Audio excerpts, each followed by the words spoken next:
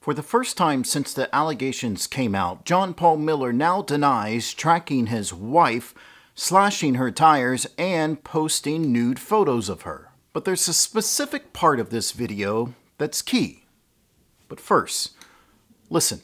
My wife was diagnosed with bipolar II disorder, schizophrenia, dependent personality disorder, and several other diagnoses by different doctors at different times all throughout the past 7 years. The two diagnoses that stayed with her every single year was schizophrenia and bipolar II. Bipolar II is where you're super high and you want to give away $1,000. The low is you want to end your life. And she went super high and super low many, many times over the years. And it was a struggle, almost a constant struggle, but we got through it. And the schizophrenia is where she would hear voices or talk to people that were not there. She'd play chess with people that were not there without a chessboard. She would sometimes forget who I was or forget that I was her husband. She'd forget who she was or forget that she was my wife. Sometimes she'd forget who her family is. Things like that.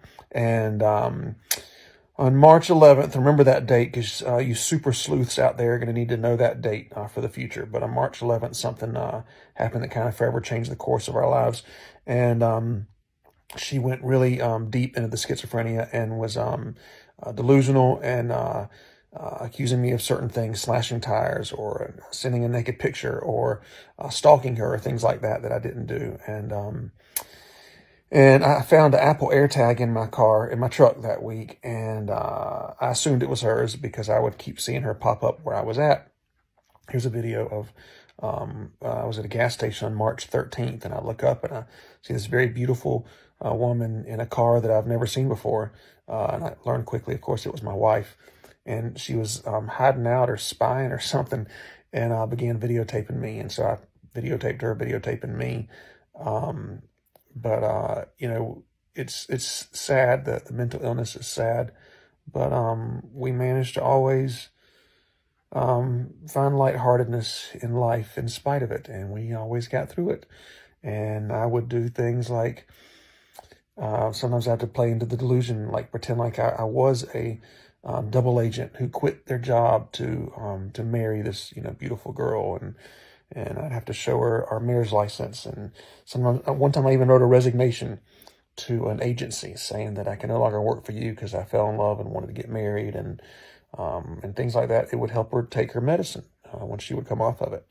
And I learned that about 2 years into the marriage. And we worked hard to keep her on her medicine. We worked very hard to keep her enjoying her life.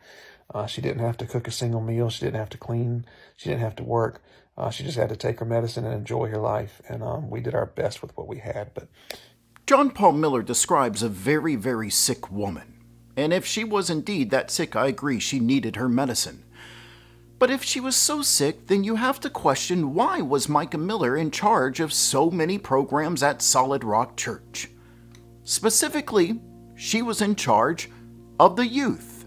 If a woman is so mentally unstable, why was she allowed to be a part of teenagers' lives?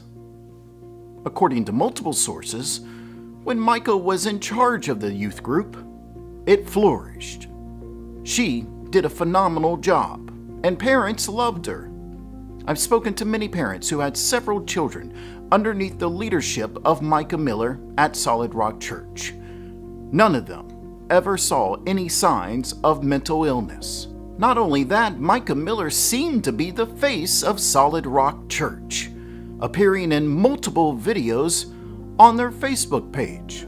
It's October 12th from 2 to 3:30 p.m. And of course, we all know she was on stage every single Sunday, leading worship. But now, back to March 11th. On March 11th, remember that date because you super sleuths out there are going to need to know that date for the future. But on March 11th, something happened that kind of forever changed the course of our lives.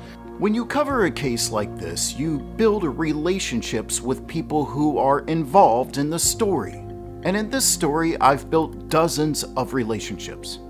Some of those people still very close to John Paul Miller. Something did indeed happen in the early morning hours of March 11th.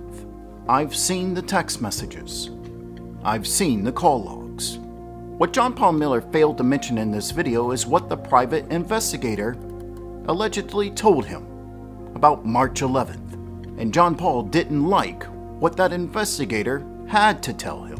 Delusional and accusing me of certain things, slashing tires or sending a naked picture or stalking her or things like that I didn't do.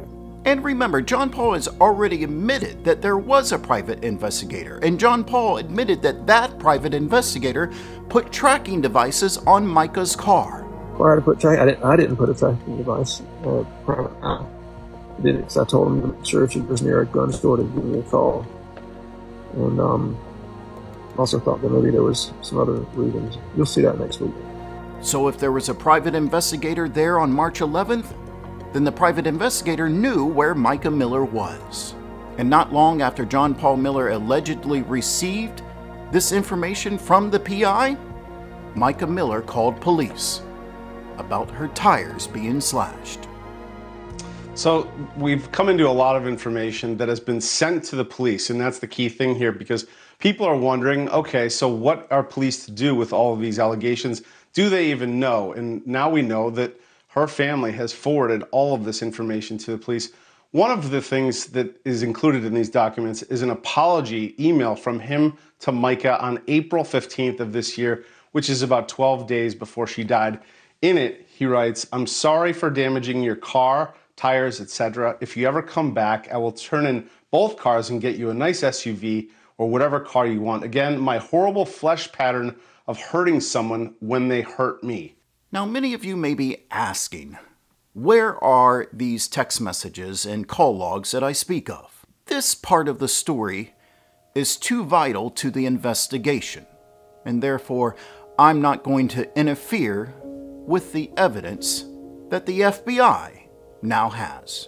And I will tell you this, I have confirmed that the FBI has spoken to multiple people about March 11th and what happened that early morning.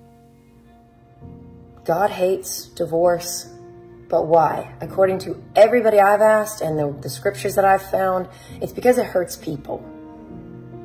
But does abuse hurt people? How do you think God feels about that?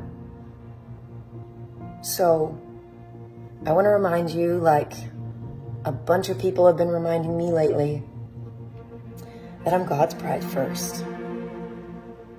And even an earthly spouse, who's a good spouse, when they know that their bride is being hurt, just imagine what an earthly spouse does.